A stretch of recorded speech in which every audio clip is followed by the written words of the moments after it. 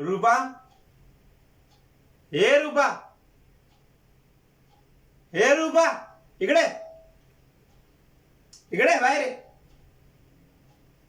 काय हे घर आहे की आश्रम आहे? हा का धर्मशाळा आहे? काय फुकट आलंय का सगळं? हा घाम गाळून कष्ट करून पैसा आणावा लागतो, पैशानं घर चालतं. समजत नाही का तुला? ए ही जी तुझी आलेली जी पाहुणी आहे ना, तुझ्या मॅडम, तिला म्हणावं उद्याच्या उद्या इतरायचे पैसे टाक. काय?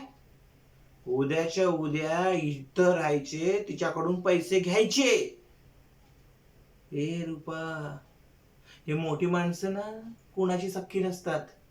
हो, कामापुरतं माणसाला वापरून घेतात. काम झालं की तू कोण आणि मी कोण, हा एकदम तुसडेपणानं वागवतात, अंगावर पडलेल्या झुरळासारखं. काही इज्जत नाही, उपकाराची जाणीव नाही. समजते का तुला?